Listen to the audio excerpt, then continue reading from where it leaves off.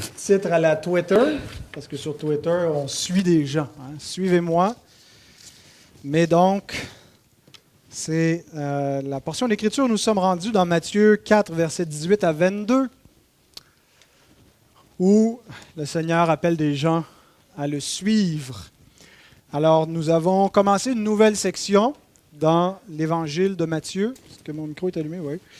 Et donc, la première section, et quand je parle de section, je ne parle pas là, d'un paragraphe, mais vraiment de sections un peu plus larges dans l'Évangile. La première section, c'était les 4 premiers chapitres où Matthieu introduit le Messie, il nous le présente. Et on a vu un peu là, la structure des 4 premiers chapitres la semaine dernière. Si vous voulez revoir ça de temps en temps pour garder votre compréhension bien à jour, bien aiguisée, pour voir un peu la structure de cet évangile, c'est disponible là, en ligne sur Un Héros dans le net avec les notes que je mets parfois avec le message.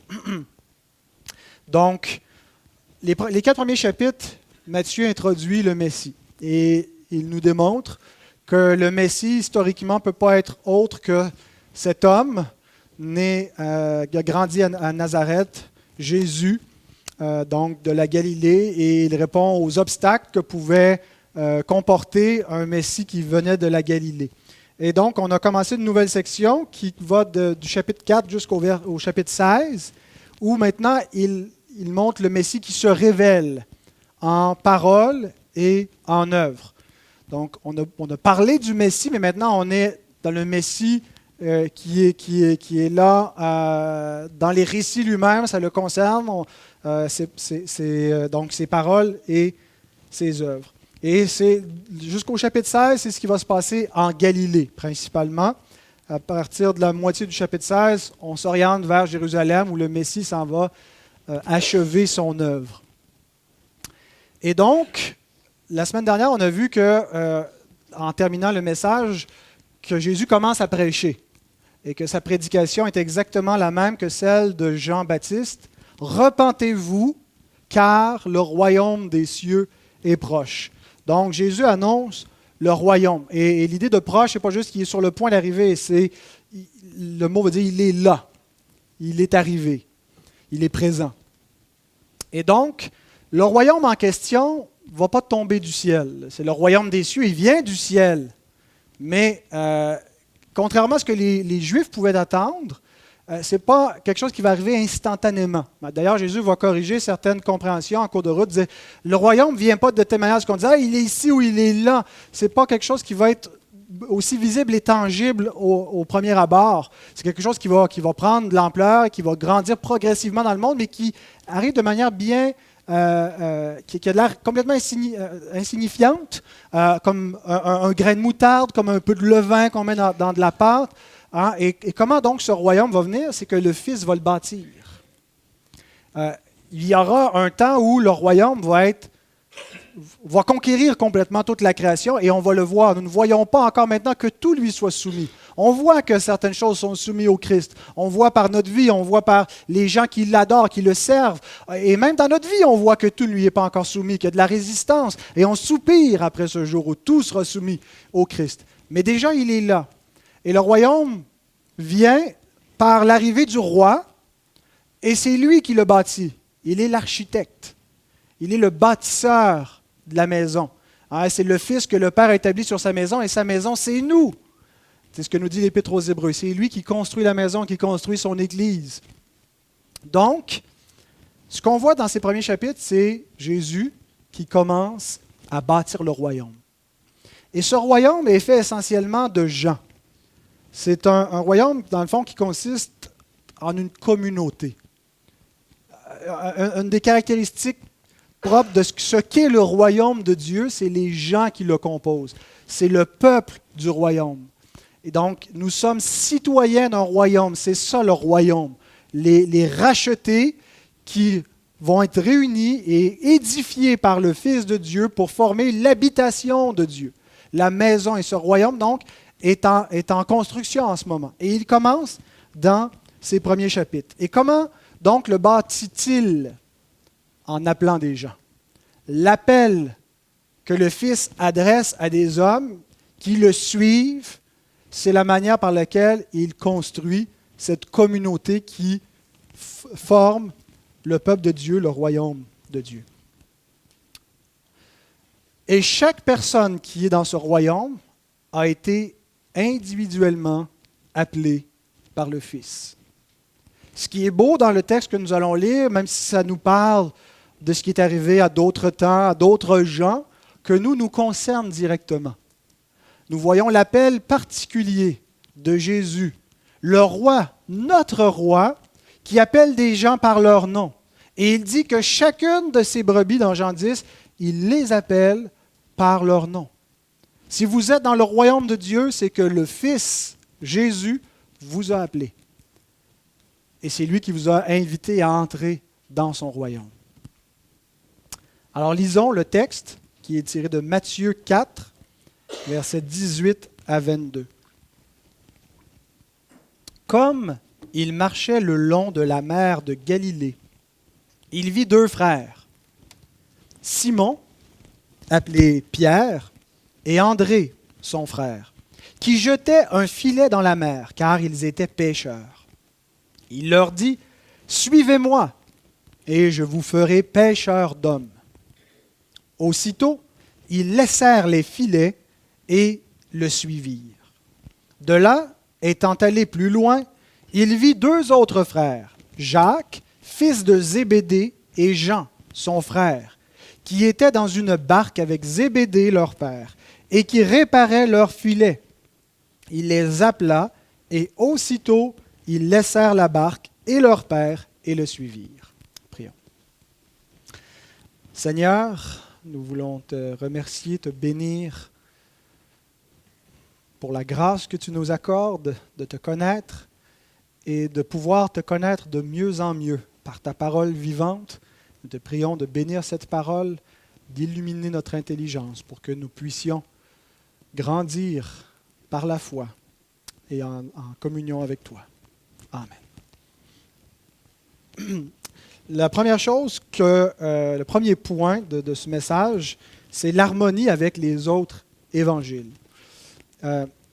Matthieu nous rapporte l'appel des disciples, mais il y a d'autres passages dans les autres évangiles qui nous les rapportent et il y a des points où c'est pas exactement comme ça que ça se passe. Et donc là, on se dit, est-ce qu'il y a une contradiction? Comment on doit voir ces différents récits?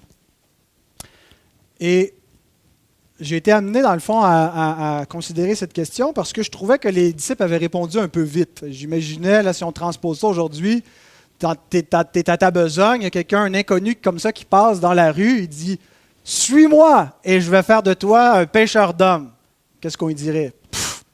Moi, je vois ailleurs. On ne le suivrait pas. On ne suivrait pas un inconnu. Et donc, je trouvais étonnant, voire troublant, que les disciples, sans savoir rien d'autre, le suivent instantanément. Et donc, bon, je me dis peut-être qu'il s'est passé un miracle. Ils ont été irrésistiblement convaincus par l'Esprit. Et effectivement, il y a cela. Mais en comparant avec les autres évangiles, ce qu'on voit, c'est que Matthieu ne nous dit pas complètement tout. Il nous résume comment ils ont été appelés, mais les disciples ont déjà rencontré Jésus ailleurs et savent déjà qui est cet homme. Ils ont déjà vu son visage, ils l'ont probablement déjà entendu.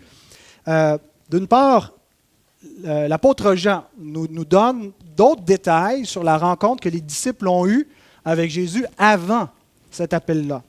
Et ça se situait dans le temps où Jean le Baptiste n'avait pas encore été capturé, n'avait pas été arrêté, et il prêchait toujours en Judée. Et les disciples étaient parmi ceux qui étaient allés auprès de Jean pour écouter sa prédication et même étaient restés près de lui. Étaient des disciples de Jean, pas nécessairement qu'ils le suivaient, des disciples peut-être dans un sens plus général, qu'ils croyaient à son enseignement et qu'ils l'ont écouté un bout de temps. Mais nous lisons dans Jean, chapitre 1, versets 35 à 42, « Le lendemain, Jean, c'est le Baptiste, était encore là, avec deux de ses disciples. Et ayant regardé Jésus qui passait, il dit, « Voilà l'agneau de Dieu. » Ça, c'est après avoir baptisé Jésus, le lendemain qu'il l'ait baptisé. Les deux disciples l'entendirent prononcer ces paroles et ils suivirent Jésus. Jésus se retourna et voyant qu'ils le suivaient, il leur dit, « Que cherchez-vous » Ils lui répondirent, « Rabbi », ce qui signifie « Maître », « Où demeures-tu » ? « Venez, leur dit-il, et voyez. » Ils allèrent et ils virent où il demeurait. Et ils restèrent auprès de lui ce jour-là. C'était environ la 10e heure. André, frère de Simon-Pierre, était l'un des deux qui avait entendu les paroles de Jean. Jean était probablement l'autre, et qui avait suivi Jésus. Ce fut lui qui rencontra le premier son frère Simon et qui lui dit, « Nous avons trouvé le Messie », ce qui signifie Christ. Et il le conduisit vers Jésus. Jésus, l'ayant regardé, dit, « Tu es Simon, fils de Jonas, tu seras appelé Céphas », ce qui signifie Pierre. Donc, André et Jean étaient auprès de Jean-Baptiste, l'avaient suivi un bout de temps et ont entendu Jean identifier Jésus comme étant l'agneau de Dieu, le Messie, et eux sont allés le voir et se sont approchés de lui, ont même entré dans sa demeure, et c'est André qui a présenté Jésus à son frère Pierre, que Jésus, il s'appelait Simon et Jésus l'a nommé Pierre, Céphas. On ignore la chronologie exacte avec les événements du début du ministère de Jésus qui nous est rapporté. Jésus est baptisé par Jean. Par la suite, le lendemain, rencontre déjà des premiers disciples et va les côtoyer quelque temps. Parce qu'il nous est dit un peu plus bas dans l'évangile de Jean que 3 jours après cela, il y a eu des noces à Cana. Et c'est là où Jésus va faire son premier miracle.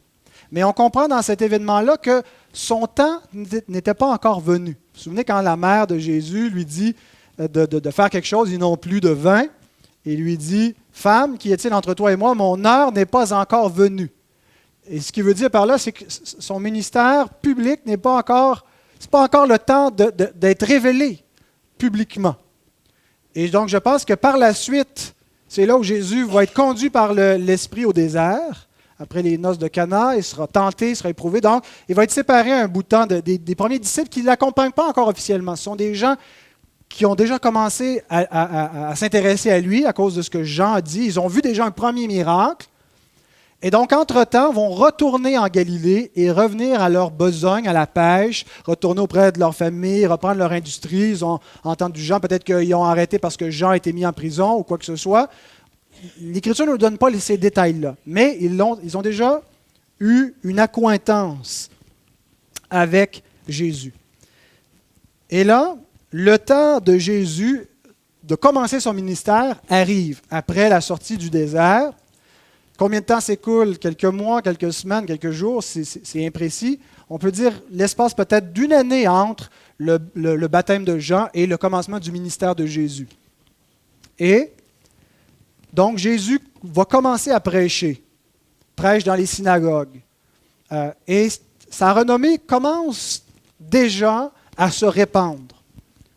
Et c'est à ce moment-là qu'il appelle les premiers disciples. Donc, ce n'est pas quelqu'un qu'ils n'ont jamais vu, quelqu'un qu'ils n'ont jamais entendu parler. C'est la première fois qu'on entend sa voix. Il a déjà commencé à prêcher. Déjà, il commence à être connu et il les appelle. Donc, ils savent qu'est-ce qu'on répand comme rumeur au sujet de cet homme, qu'on dit qu'il est le Messie. Jean l'a identifié comme le Messie. Alors, ils savent qui ils suivent. Ce n'est pas un inconnu qui les appelle. Leur foi va être affermie, leur compréhension va s'approfondir, beaucoup de choses vont être corrigées dans leurs attentes, mais déjà, donc, ils ont une notion. Ce qui est plus difficile à déterminer, c'est la pêche miraculeuse. L'apôtre Matthieu ne mentionne pas qu'il y a eu une pêche miraculeuse quand les disciples ont été appelés. Mais le récit de Luc fait mention de l'appel des mêmes disciples, les 4 mêmes, Simon, André, Jacques et Jean. Et il nous raconte que ça s'est produit lorsque il y a une pêche miraculeuse, où ils étaient présents, où c'était même dans leur propre barque. Et donc, c'est difficile de déterminer est-ce que ces 2 événements distincts ou un même événement, mais que simplement Matthieu n'a pas mentionné le miracle. Et à cause des différences, si vous lisez Luc 5 et vous comparez avec Matthieu 4, 18 à 22, il y a des différences quand même significatives dans la façon que se produit l'appel des disciples. Donc j'ai tendance à croire à cause de cela qu'il s'agit de deux récits complémentaires, quelque chose qui était très très proche dans le temps, mais qu'il faut harmoniser. Et voici donc comment je pense que les choses se sont produites historiquement. Les disciples sont à la pêche et ils sont partis sur la mer de Galilée. Le mot mer en hébreu peut désigner aussi un lac, donc de la Galilée, et ils pêchent toute la nuit sans rien prendre. Les 4 disciples, et probablement qu'il y avait plus que ces 4-là, parce qu'il y avait une petite industrie avec le père de Jacques et Jean, Zébédée, et même des employés qui travaillaient avec eux. Le matin, Jésus marche sur la plage et il est suivi par la foule. Il enseigne sur la plage et il est pressé entre le rivage et la foule qui s'agglutine autour de lui. Et c'est dans ce moment-là aussi que les disciples reviennent de leur pêche. Et donc, Jésus monte dans la barque de Pierre et il enseigne la foule sur le rivage à partir de cette barque. Quand il a fini son enseignement, il dit à Pierre d'aller plus loin en eau profonde et de jeter les filets. Et donc Pierre lui dit, on a pêché toute la nuit, on n'a rien pris, mais maître, à ta parole, je vais écouter ce que tu me dis. Donc il sait que ce n'est pas n'importe qui. Ce n'est pas un hurluberlu sorti de nulle part qui lui dit cela. Il a déjà vu un de ses miracles. Et donc Pierre jette les filets et le miracle se produit. Il y a tellement de poissons que les filets se rompent. Ils doivent appeler leurs compagnons pour venir les aider à sortir les filets. Et donc là, Pierre prend conscience qu'il n'y a pas affaire à un simple homme. Il est saisi de la crainte du Seigneur. Il dit « Retire-toi de moi ». Et déjà, Jésus lui révèle qu'il va faire quelque chose avec Pierre. Il le veut près de lui. Il va en faire un pêcheur d'hommes. Et ils reviennent au bord. Et probablement un peu plus tard, peut-être dans la même journée, peut-être le lendemain, mais probablement assez proche parce que le récit, et c'est là où le récit de Matthieu entre en ligne de compte. Jésus est encore en train de marcher sur le bord du lac de la Galilée et les disciples, Jacques et Jean, sont en train de réparer leurs filets. C'est ce que le texte nous dit, peut-être parce que justement les filets se rompaient à cause de la pêche miraculeuse. Alors, ils sont en train de réparer les filets et c'est là où il leur donne cet appel formel à devenir les disciples. Donc, il appelle d'abord Pierre et son frère André, et ensuite vont voir Jacques et Jean qui étaient avec leur père réparant leur filet, et ils répondent, ces 4-là, subitement, et suivent dorénavant le Seigneur. Alors voici comment on doit, je pense, harmoniser les différents récits de l'appel des disciples. Ça donne un peu plus de lumière à notre récit pour qu'on comprenne ce qui s'est passé. Donc examinons de plus près maintenant l'appel de ces disciples.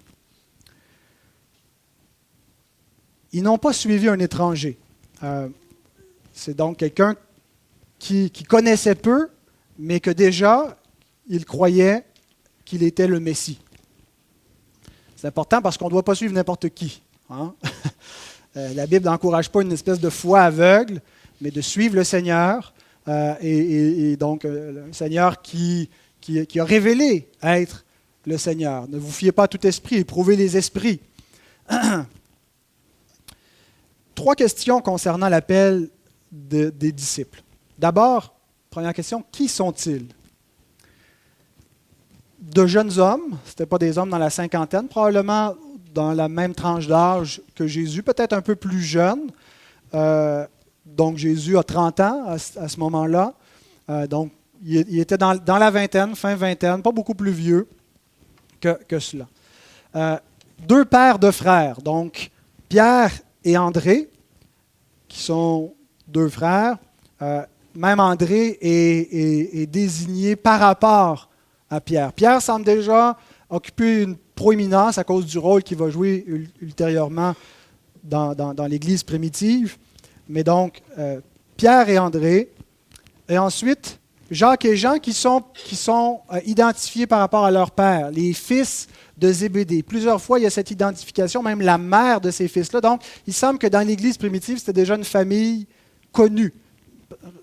Matthieu écrit cela en imaginant que les lecteurs vont lire ça et vont dire « Ah, ok, la famille de Zébédée, ils savent c'est qui ». Peut-être parce qu'eux-mêmes vont devenir des disciples du Seigneur. Zébédée et sa femme, l'Écriture ne nous le dit pas, mais on peut le supposer. Pierre et André sont de Bethsaïda, une ville voisine de Capernaum, sur la mer de Galilée, très très proche. Donc, ils sont des associés ensemble. Ils ne sont pas des compétiteurs. Ils ont une entreprise de pêche, ces quatre-là, avec des membres de leur famille. Et être pêcheur, donc, c'était pas être complètement en bas de l'échelle sociale. C'était déjà dans la classe ouvrière quelque chose d'un rang assez élevé. C'était des gens qui vivaient bien. C'était une industrie qui était plus payante que l'agriculture. Et donc, ça nous indique qu'ils n'ont pas renoncé juste à quelque chose de banal, mais vraiment une belle industrie probablement florissante au 1er siècle. Et c'est ce qu'ils laissent de côté. Des choses importantes dans cette vie. Une belle carrière, être les chefs de l'entreprise, poursuivre le Seigneur. Mettons ça en perspective quand on considère, quand on compare l'importance du royaume de Dieu avec notre vie présente. Et ils sont donc les premiers disciples à suivre le Seigneur. Et dans ces quatre-là, il y a le trio intime, Pierre, Jean, Jacques, donc qui sont souvent les seuls, à certains moments clés, que le Seigneur autorise en sa présence. À la résurrection de la fille de Jairus, lors de la transfiguration, seront les trois seuls présents. Dans le jardin de Gethsémané, c'est les trois seuls qui viennent prier. Ils vont s'endormir, eux autres aussi, mais c'est ces trois-là qui le demandent. Et ils vont occuper une place de choix, en particulier Pierre et Jean, dans l'Église primitive. Donc, voilà pour la première question. Qui sont-ils? Deuxième question. Que deviendront-ils? Verset 19. Il leur dit, « Suivez-moi, et je vous ferai pêcheurs d'hommes. » Alors, les enfants qui répondaient aux questions, Jésus voulait prendre ces pêcheurs de poissons et en faire des pêcheurs d'hommes. C'est une métaphore donc, qui est peut-être bien inspirée du fait qu'ils étaient des pêcheurs, pêchaient des poissons, et donc Jésus veut faire un lien avec leur entreprise, leur vocation dans la vie et lui donner un sens encore plus grand. Mais la métaphore vient aussi de l'Ancien Testament. Vous avez peut-être lu en entrant ce matin un verset qui était affiché, Jérémie 16, versets 15 et 16. « Mais on dira, l'Éternel est vivant, lui qui a fait monter les enfants d'Israël du pays du septentrion et de tous les pays où il les avait chassés. Je les ramènerai dans leur pays que j'avais donné à leur père. Voici, j'envoie une multitude de pêcheurs, dit l'Éternel, et ils les pêcheront. » Cet oracle de Jérémie vient dans un contexte de jugement où Dieu dit qu'il va envoyer son peuple en exil dans toutes sortes de nations jusqu'au septentrion, donc au nord, et donc le peuple va être répandu partout, la diaspora. Mais il annonce qu'il viendra un temps où l'Éternel va aller les pêcher, va envoyer des pêcheurs pour aller les chercher là où ils sont. Et donc, je pense qu'on voit que la vraie fin de l'exil, parce que quand il dit ils vont être ramenés, il va aller les pêcher là où ils sont, il annonce la fin de l'exil où ils ont été envoyés dans les nations, ils vont revenir, vont être ramenés dans leur pays. Mais la fin de l'exil arrive avec la prédication de l'Évangile. La fin du jugement sur la nation d'Israël, ce jugement où le peuple, à cause de son idolâtrie, a été frappé de Dieu par des nations ennemies, a été entraîné dans l'exil, vient lorsque Dieu envoie des pêcheurs d'hommes et leur annonce la fin de ce jugement. Mais ce n'est pas un secours politique, c'est entrer dans ce royaume, recevez le pardon de vos péchés, soyez guéris, recevez la vie éternelle. Donc, c'est la proclamation de l'Évangile, et c'est ça la proclamation du royaume, c'est comme ça que le royaume s'établit.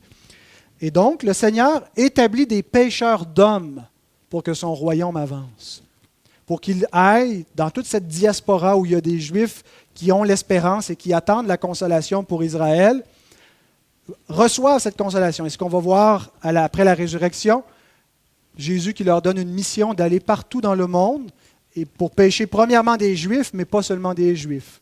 Tous ceux que le Seigneur appellera à entrer dans son royaume.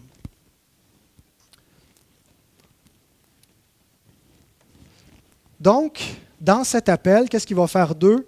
Des pêcheurs d'hommes. Et ce n'est pas juste une description de tâches. Il ne fait pas juste décrire « vous allez pêcher des hommes », mais c'est vraiment, il leur annonce qu'il les établit avec une fonction, avec un titre dans son royaume. Et donc, cette fonction de pêcher des hommes est à rapprocher de l'office que ces hommes reçoivent, l'office apostolique. Christ doit établir son royaume dans le monde. Dieu a annoncé à David qu'il aurait un fils qui bâtirait sa maison. Vous vous souvenez? Et symboliquement, c'est ce que Salomon a fait. Mais la prophétie concernait le Christ qui vient bâtir la maison de Dieu, qui vient bâtir le royaume. Et lui-même dit, je bâtirai mon Église. Et il le bâtit en établissant des hommes avec lui qui va former pendant les années qu'il va être avec eux sur terre et au travers desquels il va continuer. Une fois qu'il va être dans la gloire, Christ continue d'agir. Christ n'est pas absent du monde. Je suis avec vous jusqu'à la fin du monde pour faire ce que je vous ai confié. Et cette grande mission continue. Il continue de bâtir et d'édifier ce royaume en appelant des hommes. Et donc, il établit des ministres, des pêcheurs d'hommes par lesquels Christ va faire son œuvre. Et il y a un sens où tous les disciples, tous ceux que le Seigneur a appelés dans son royaume, sont des pêcheurs d'hommes. Frères, sœurs, vous êtes des pêcheurs d'hommes et de femmes. Vous êtes établis dans le royaume, pas juste pour vous-même, pour votre place, mais aussi pour pêcher des hommes, en annonçant le même évangile que le Seigneur a proclamé et en invitant des hommes à entrer dans son royaume. Mais il y a une façon encore plus spécifique que ces premiers disciples ont été établis pour pêcher des hommes. Ils étaient pêcheurs d'hommes dans un sens unique, dans leur sens apostolique. Paul nous dit que les apôtres sont le fondement de l'Église, dans Éphésiens 2,20.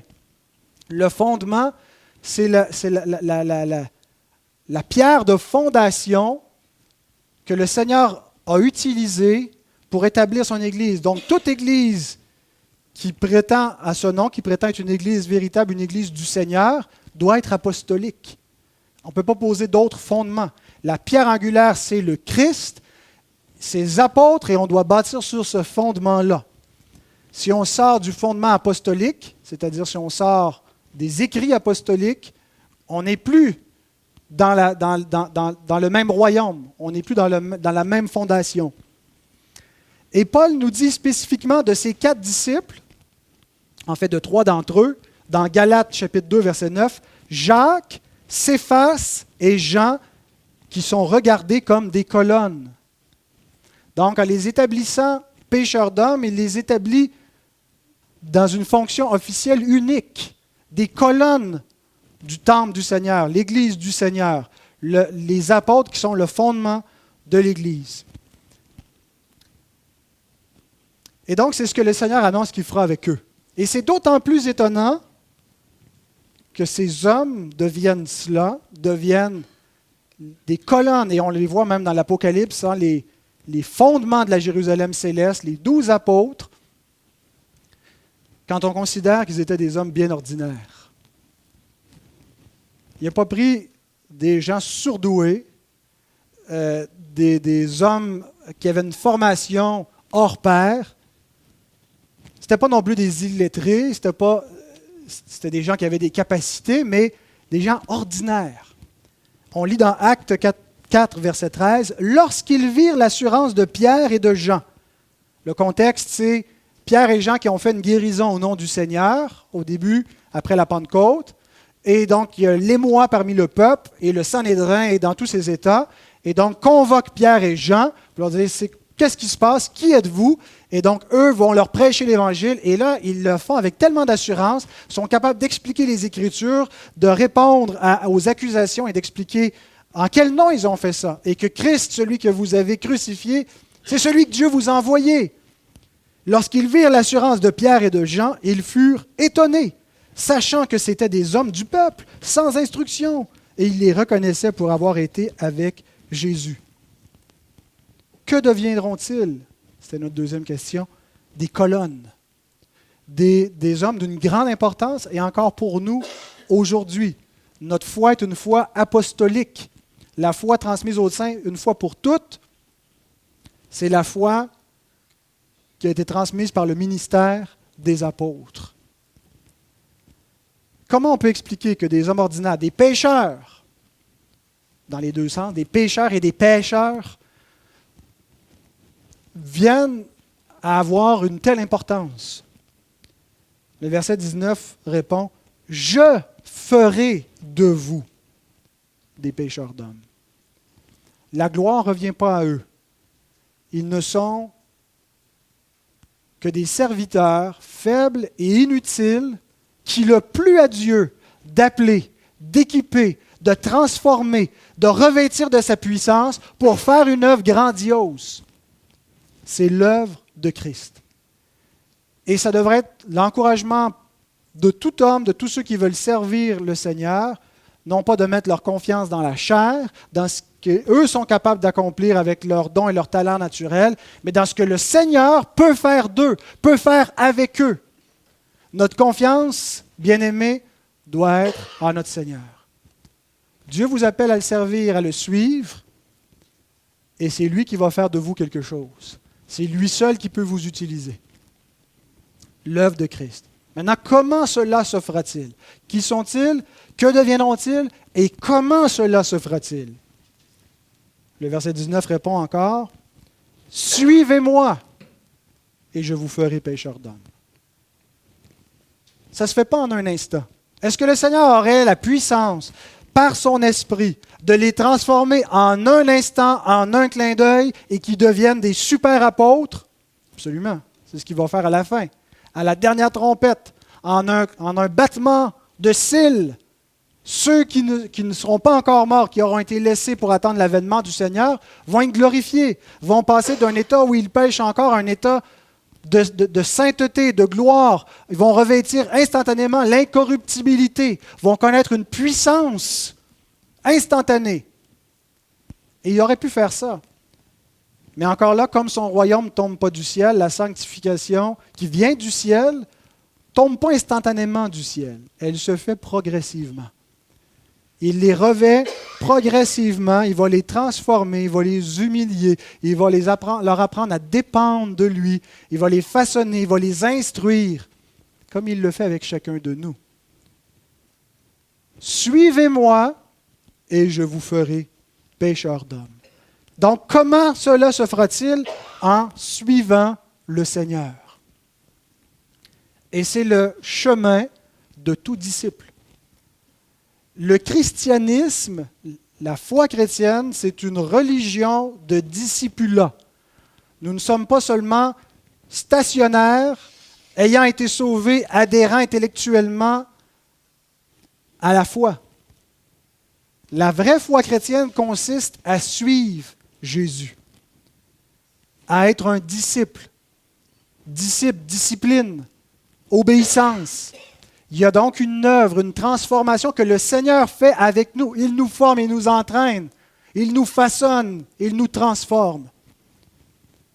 Il y a une relation, il y a une expérience vivante. Et ça se fait en le suivant. Suivez-moi. Le verbe suivre qui est utilisé au verset 20, parce que le verset 19 n'emploie pas le verbe suivre, il dit plutôt derrière moi, littéralement, implicitement suivez-moi, mais le verset 20 nous dit aussitôt ils laissèrent tout et le suivirent. Donc, le verbe suivre, qu'est-ce que ça veut dire? C'est le verbe akoloutéo, qui peut être traduit par accompagner, faire route avec, suivre, et au sens figuré, suivre par l'intelligence. Et c'est l'étymologie du mot que je trouvais intéressante. Il est formé avec le mot keleutos, akoluteo, keleutos qui veut dire chemin ou voyage ou expédition ou manière de marcher.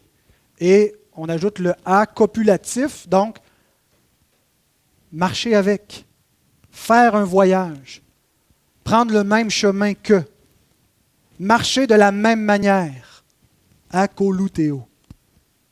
Et c'est la seule façon de devenir disciple. On ne suit pas un homme. Bon, on suit un homme, le Christ est un homme. Mais on ne suit pas qu'un simple homme. On suit le Seigneur. On ne suit pas, premièrement, une tradition. On ne suit pas, premièrement, un leader charismatique. On suit le Fils de Dieu. C'est ça, être un chrétien, c'est ça, être un disciple.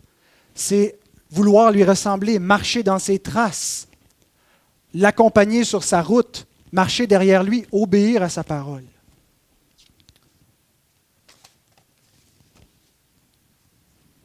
Dernier point, donc, nous avons vu le point central, c'était l'appel des disciples. Le dernier point, c'est l'appel efficace du Seigneur.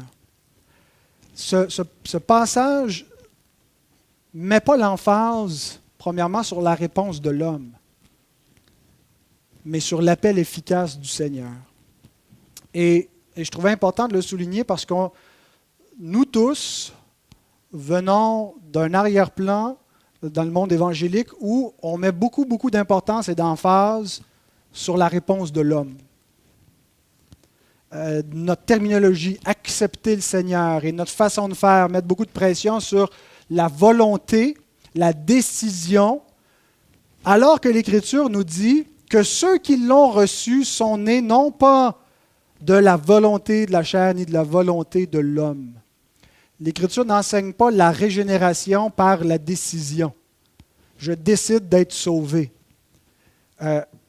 L'Écriture nous dit effectivement que Dieu appelle tous les hommes, mais fait la distinction entre un appel général et un appel efficace.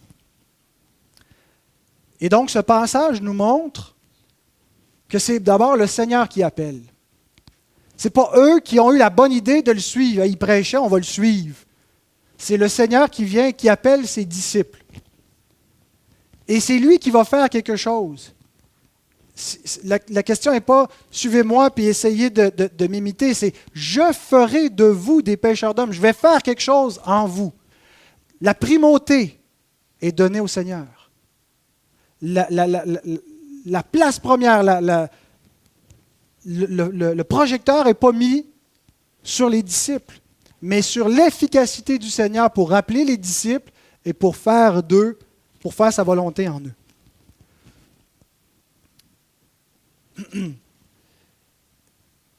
Et donc, oui, c'est à propos du Seigneur. L'Écriture nous parle de ce que lui fait, il appelle, et ce que lui va faire, il transforme.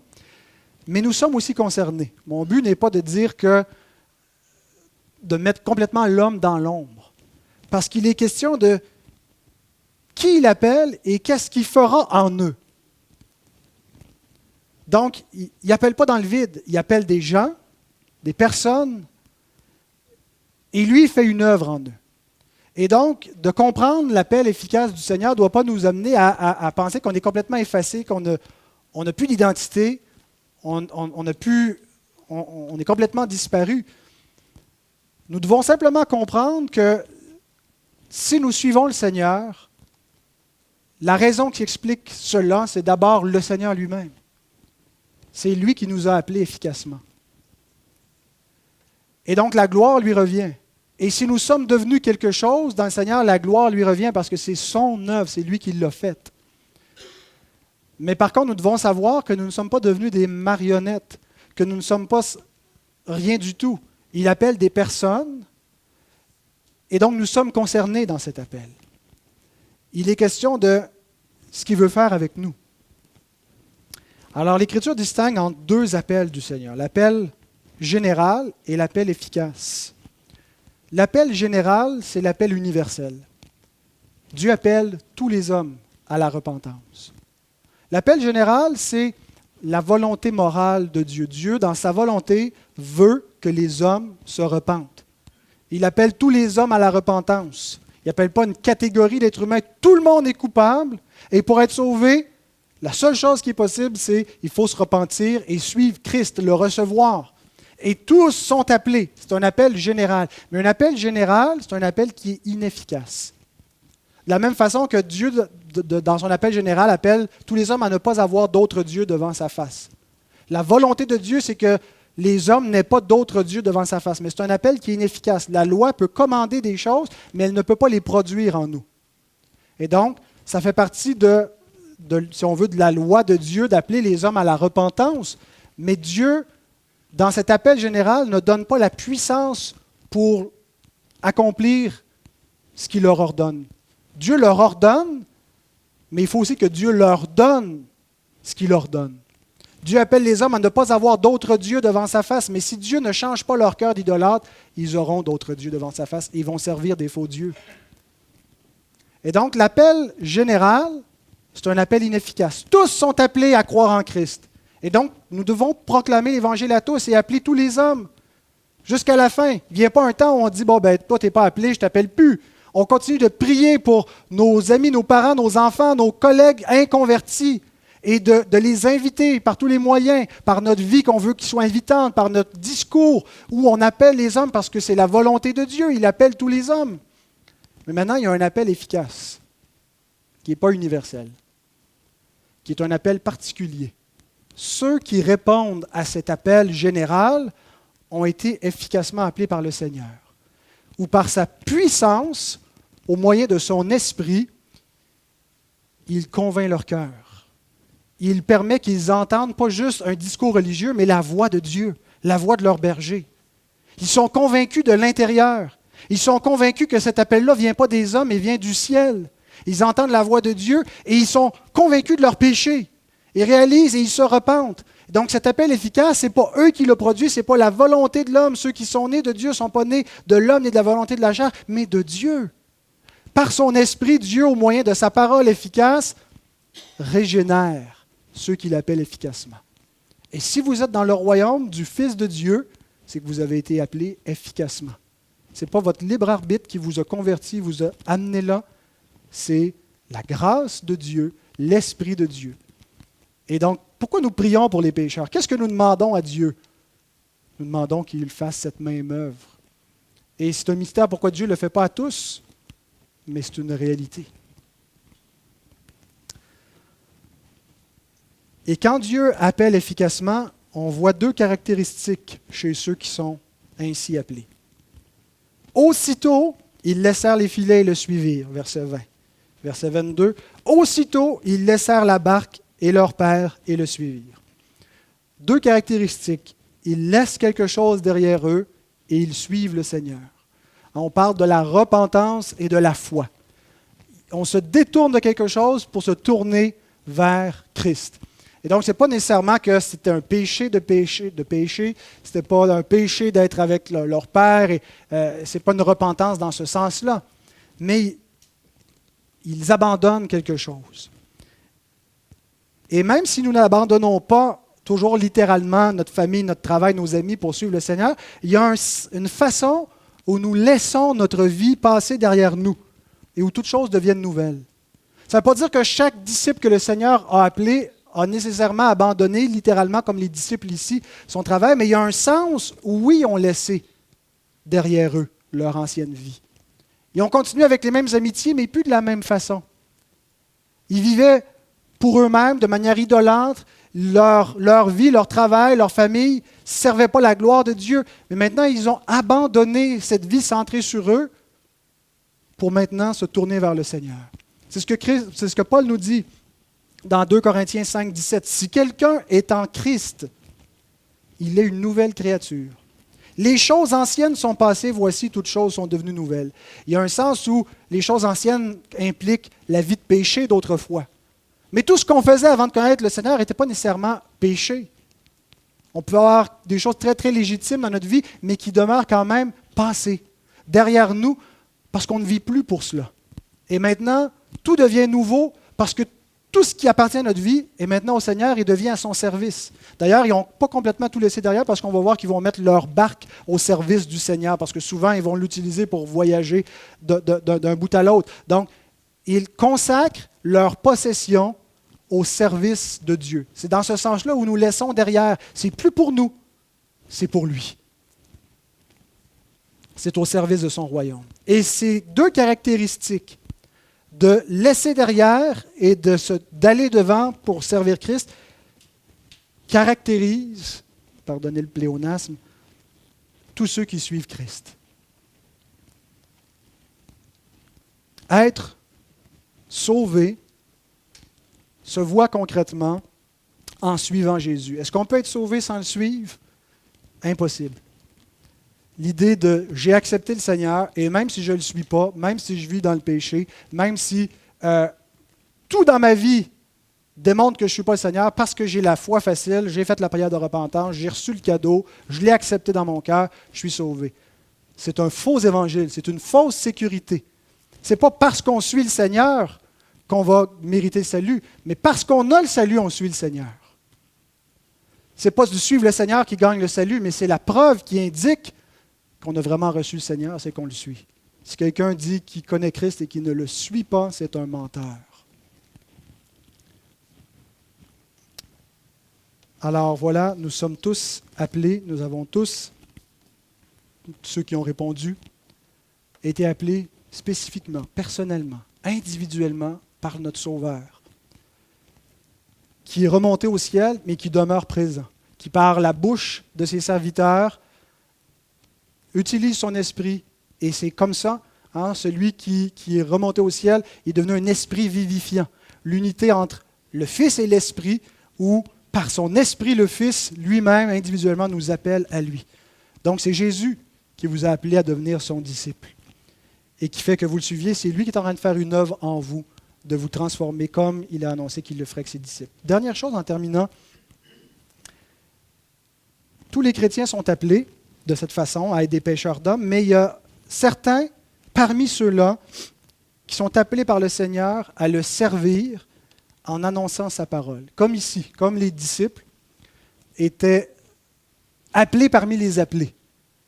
Il ne voulait pas juste sauver eux, mais parmi tous ceux qu'il appelle à entrer dans son royaume, il en prend une portion, des hommes, et il les appelle pour annoncer sa parole. Et j'aimerais juste citer Calvin, le réformateur, qui écrit ceci dans son commentaire. « La première chose qui nous frappe ici est la puissance de la voix de Christ. Non pas que sa voix seulement produit une telle impression sur les cœurs des hommes, mais ceux qu'il plaît au Seigneur d'attirer à lui sont intérieurement appelés par son esprit afin qu'ils obéissent à sa voix. La deuxième chose est l'approbation qui est donnée à la docilité et à la prompte obéissance des disciples. Ils préfèrent l'appel de Christ à toutes les occupations de ce monde. » Et c'est là où la dernière section, ce que Calvin dit, « Les ministres de la parole doivent, d'une manière particulière, suivre cet exemple en laissant de côté toute autre occupation afin de se dévouer entièrement à l'Église pour laquelle ils ont été appelés. » Bien-aimés, j'aimerais vous rappeler de prier le maître de la moisson pour qu'il appelle des hommes de cette façon. La moisson est grande, il y a peu d'ouvriers. Que le Seigneur puisse susciter dans notre assemblée des frères qui soient capables d'annoncer la parole de Dieu, qui soient capables de prêcher. Ça ne veut pas dire qu'ils vont faire que ça, mais qu'il y en ait du milieu de nous. Et prions pour cela. Et je sais qu'il y en a qui écoutent ces prédications-là ailleurs dans la province, certains ailleurs dans le monde qui aspirent au ministère. Réfléchissez, frères, et je m'adresse aux frères, pas aux sœurs, c'est un appel masculin. Réfléchissez à l'importance du royaume. Vous avez des choses importantes, une famille, un travail, et c'est bien d'y investir du temps, de se consacrer, et c'est la volonté du Seigneur. Si quelqu'un n'a pas soin des siens, il est infidèle. Mais réfléchissez à l'importance du royaume de Dieu. Réfléchissez à la moisson qui est urgente. Réfléchissez à l'éternité qui est infiniment plus importante que les choses immédiates de ce monde.